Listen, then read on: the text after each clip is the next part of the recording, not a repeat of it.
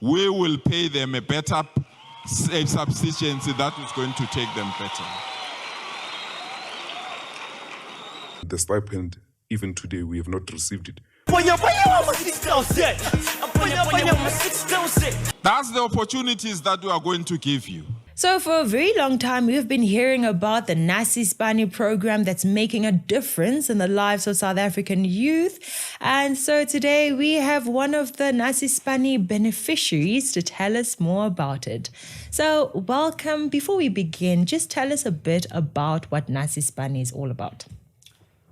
So Nasi spani is basically an initiative from the Premier's office, the Premier of Gauteng, Panyaza Lesufi, in association with the Department of Labor and a educational training institution to help the unemployed, specifically young people, and mostly people who have contributed to the UIF, but to an extent it's been extended to other groups as well. You were part of a group of many South Africans who were at Rema Bible Church in Randburg during the launch of Nasi spani. Tell us a bit about that day. Oh yes, that day, man. It was all pomp and ceremony. Yeah. This side, are you here? Let's see you. Excitement. We have an important role to play. All right, you guys were complaining about standing and sitting, so I want to see if my do like I do is still in you. Are you ready? You're not ready? Trust me, you're ready. I'm a piano music playing. And the whole idea, it was towards the election. CP Spani! Ngithi CP Spani! Nasi spani! That Danko's weak. Nasi spani! Danko! So I was kind of skeptical about it. They said it was open to everyone. It was open to people of different political persuasions, but I was uneasy about it because they made sure that their party was being put forth as the party in not so many words.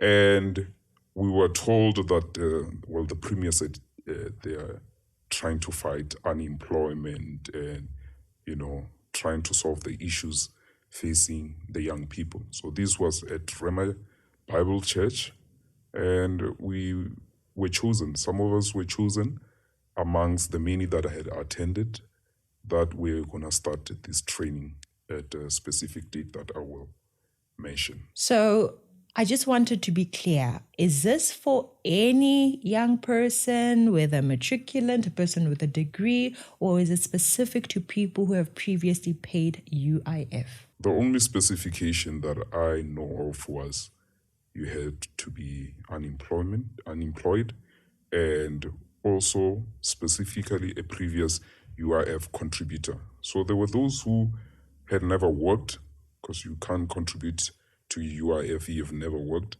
that came and also applied to be part of the program. So the whole idea was that even if you have never contributed, you would be added if there's enough space. Mm-hmm. And ultimately, from the thousands of people who were present in May at the Rema Bible College, or Rema Bible Church, trimming it down to the people that were finally successful. Were there any successful South Africans that were not previous UIF payers? Well, they did specify that those that will be prioritized are UIF contributors. But Rema Bible Church, it was almost filled to capacity. If you know Rema Bible Church, you'll get an idea. So can't see the Premier anymore. Somewhere there. Oh, is that where you are? Okay. Just checking. We're going to start our program in the next few minutes. There would be been thousands of people at least there. Okay. Yeah.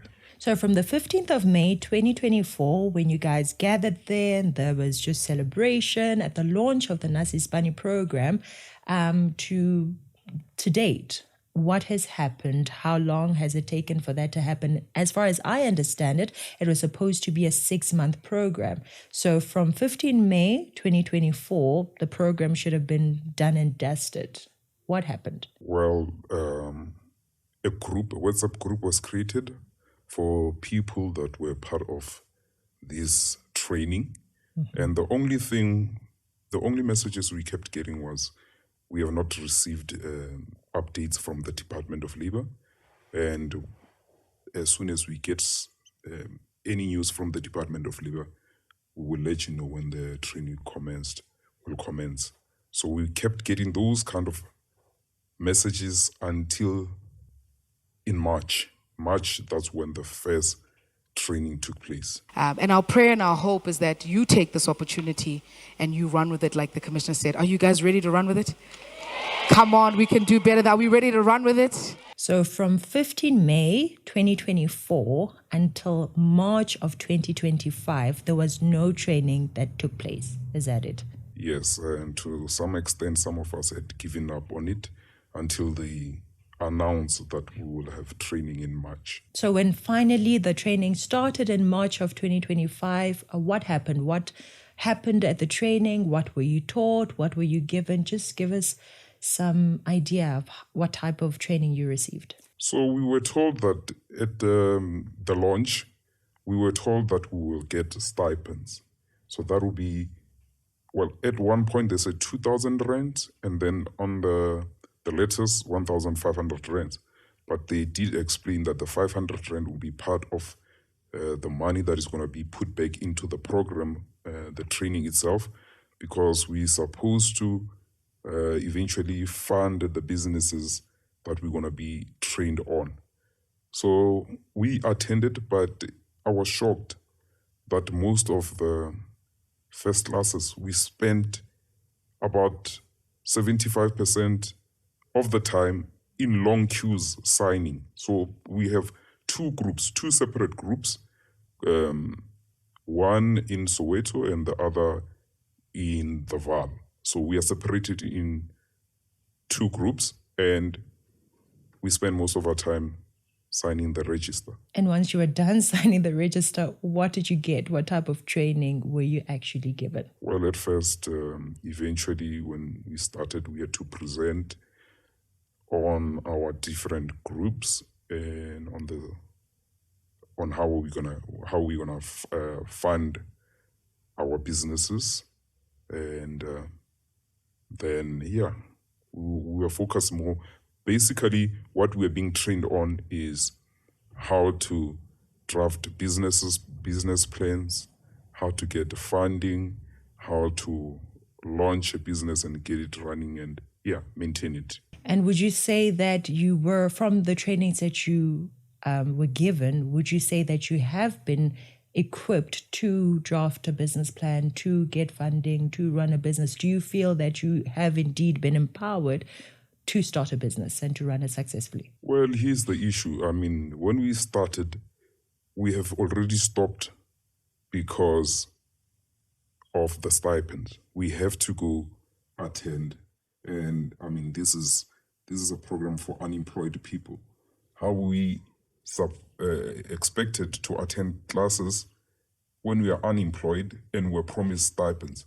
So we are spending money that we do not have to attend classes, and the stipend, even today, we have not received it.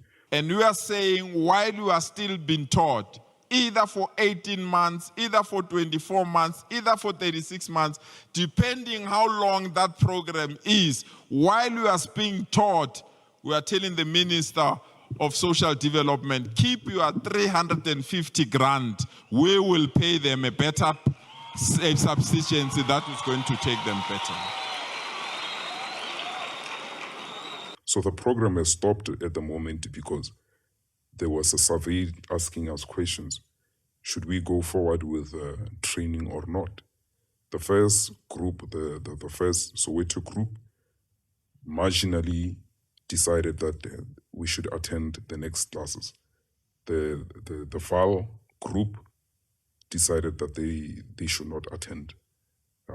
classes because they're not getting stipends. The fifth industrial revolution is giving us an opportunity to ensure that we are at the same par with the world and we can move together with the world.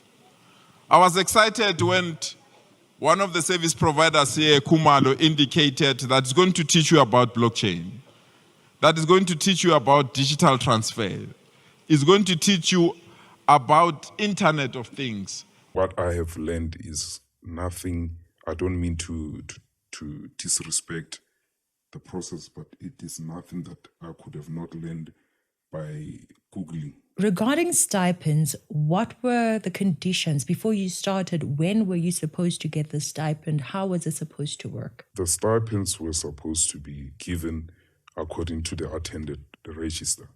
So we're supposed to attend at least 2 programs a month for the 6 months and get a stipend at the end of the month.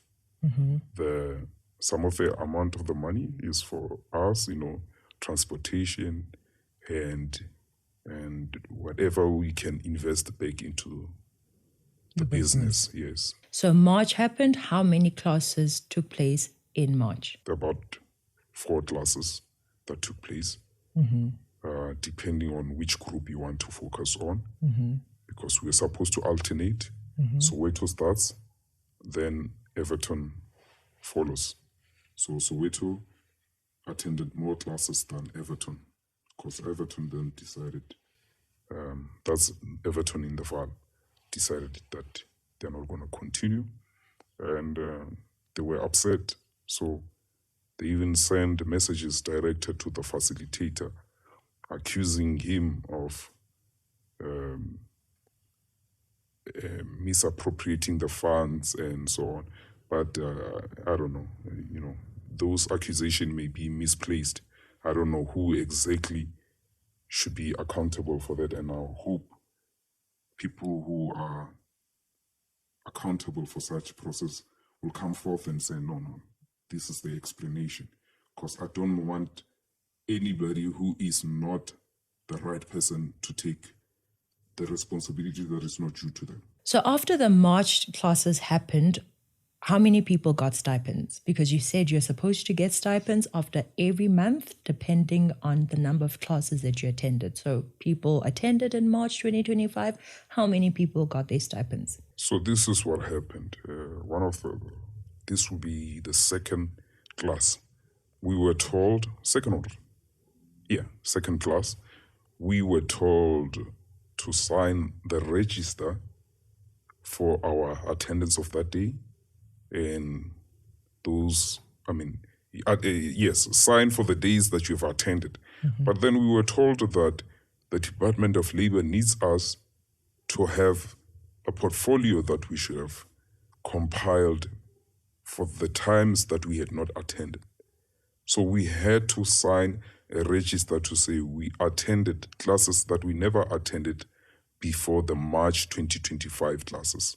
So between May 2024 and March 2025, we had never attended classes, but we signed register to say we attended about 4 or 5 classes.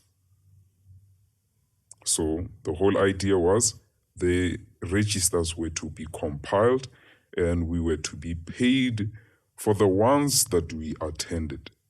So my question is, why were we made to sign a register to say we attended when we never attended? And the other concern is that we have not seen any money up to date. So we want some kind of accountability because this is done in our name and we have not seen the fruits of this process. So you were not paid your stipends for the classes that you actually attended. You are made to sign a register saying that you've attended 4 to 5 classes that you actually did not attend, and you were not paid for any of them. Yes, signed the ones we never attended, but we were told we were not going to be paid for those that we never attended. But the ones that we did attend, we were going to be paid for. But even today, we have not been paid for the ones that we have attended. And why did you? I'm sure somebody will watch and say, but why did you sign for something that you didn't attend? What was your motivation for signing for something that you knew full well you didn't attend? Let me speak for myself, because the others hopefully will come forward and speak their minds. My thinking is, you know what, maybe, you know, when you're unemployed, you don't really think about the processes. You just want money. You just need money, even if there's something going on there amongst the administrators, the people who are in charge. As long as I get my money and help within the households, because when you're unemployed, it's tough. That's the only mentality you have. So if you, who knows, if I had gotten money, I would have just kept quiet, but I've never focused on those other details. So often we've heard parents, young people celebrating the beloved Premier Panyaza Lesufi, saying he's empowering people, he's empowering the youth, he's improving the lives of South Africans. Thank you, Premier Panyaza Lesufi, for bringing hope to our people. But here we have a South African who had the hope that through this Nasi spani program, his life is going to be improved.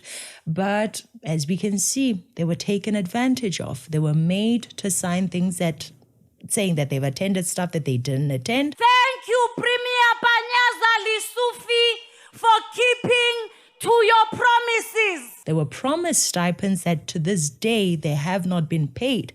This happened on the 15th of May, just days before the 2024 elections. And you tell me what you think. But I think that was just a ploy by Panyaza Lesufi and the ANC to get people to vote for them with hopes that their lives would be improved. uPanyaza funeka abuye. uPanyaza makafumane ithuba lokuthi atshintshe impilo zabanye abantu. Nihleli apho nje, uPanyaza utshintshe impilo zenu. Ukuze akwazi ukutshintsha impilo zabanye abantu, funeka nirejiste, nivote, azokwazi ukubuya. Tell me how it has been. It's been over a year now from the day of jubilation and celebration to this very day. How has your life been? From hope to disappointment. Tell us about some of your colleagues that have also been part of this program. Oh man, others gave up. Others directed their frustrations at the facilitator. You know, the not so nice messages that were directed towards the facilitators. And, you know, we go back to the state that they found us in.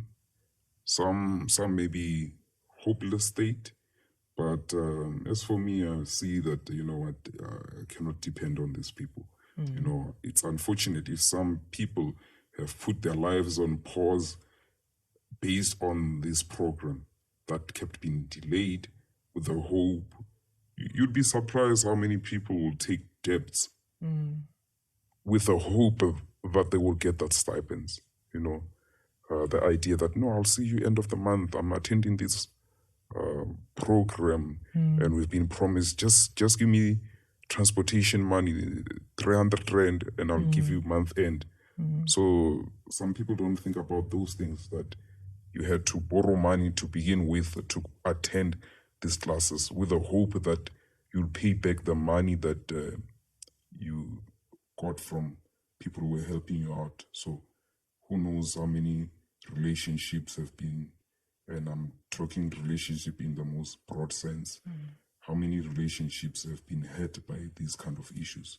So, but the only thing that I want is just we're in the dark. We're in the dark, and I saw others as well who are asking and nobody's giving us answers. We're asking questions, nobody's giving us answers. And most recently, Panyaza Lesufi went on Newsroom Africa saying that people that are anti the Nasi spani program, people that are coming out and saying that he has wasted money, he has broken people's hearts, disappointed many South Africans who had hope in this, he's calling us doomsayers. You tell me if we are doomsayers for telling the truth, if this person here is a doomsayer for simply coming out and telling the truth about what Panyaza Lesufi and his team have done.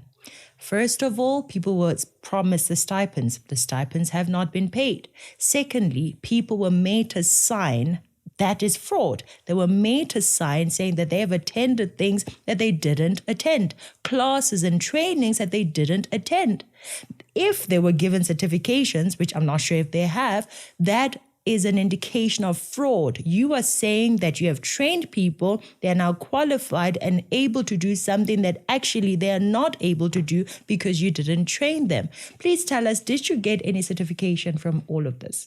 We can't get anything because the classes have ceased because people refuse to attend because they don't have stipends. I also have another issue. I mean, you go there, people do not know the struggles, the everyday struggle of unemployed women and men of this country. There are people who have children, and you go there, you know, you're hungry as well. They're told one moment there's catering. I mean, you leave your house, you don't have money, you borrowed money to attend there, and then the catering, you just get a mini loaf and a piece of chicken.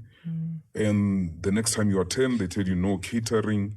So all that time that you've spent there, hungry, nothing. You are just spending your energy, time, and money, and nothing in return. So it's really, really frustrating and upsetting to think about it. And the only thing that I want above all is for the people in charge to disprove what I said.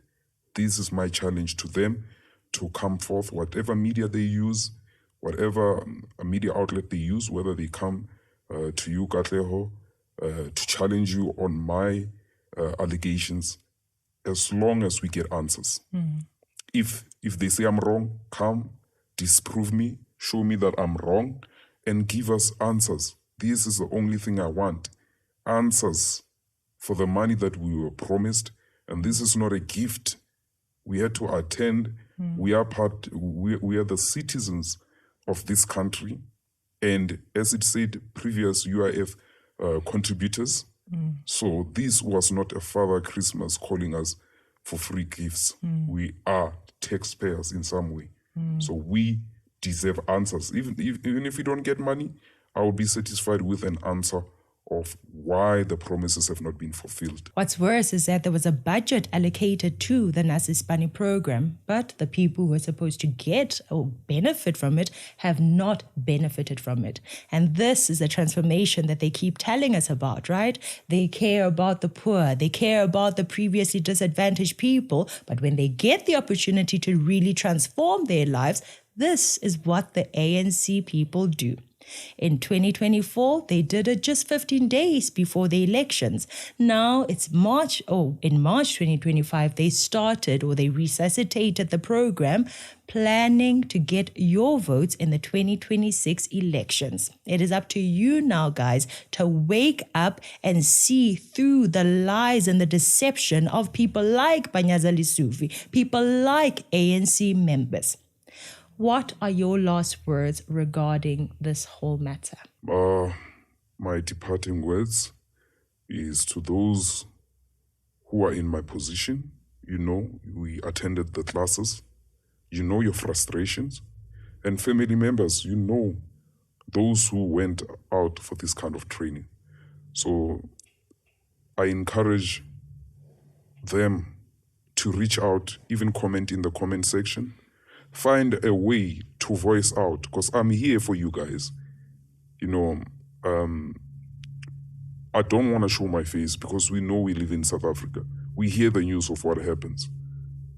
It's really hitting because we live in a so-called democratic country, but what you hear on the news about people who come out to voice what happens to them.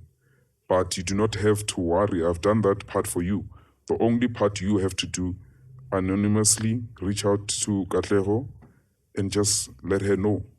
Just let her know your story, add to the stories so that this story will be valid. Because one person alone is hard to believe, but the rest of you are out there. Please, guys, we need to expose these kind of issues. But then I'm also appealing to those in charge of this program as well. You have not communicated with us. Our facilitator has been showing us that there is no communication. There were meetings set with the Department of Labor representative. They never pitch up. No communication. They don't pitch up when they set up appointments. We are just in the dark. So if this program has to be dismissed, if it has to end, let us know. We have made commitments. We come there. So what should we do? What should we do, guys? This is the only thing that I have to say, and it really, really breaks my heart. And I really, really hope that South Africans, young South Africans, will stop being fooled by the most basic tricks of people who pretend to be representing us. I'm really not into politics, definitely not into politics, but I'm concerned about where we're going here. You need to wake up. The only thing that you should look at concerning the systems that run our country, any kind of system, is it benefiting you or is it oppressing you? Stop looking at who is behind the system. Is it black or white? The only question is, are you benefiting out of the system? Stop thinking in that mindset that gets you triggered. Are you benefiting from all these systems? Let's stand up, please. Thank you. Thank you. Thank you so much for your time. Thank you for coming out and sharing a story that I think many other people share with you. Guys, it's time to wake up. It's time to stand up and tell the truth. How long are we going to allow the politicians to not only lie to us, but also lie to others?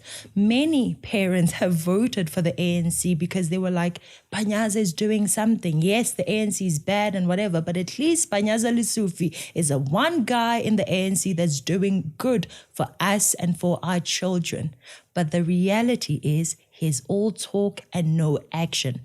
Let's come out, let's tell the truth, not only for us, but for our nation. Thank you so much for your bravery. Thank you so much for your time and for sharing your story. If you also would like to share yours, be sure to email us at info@citizenconcerned.co.za. Thank you.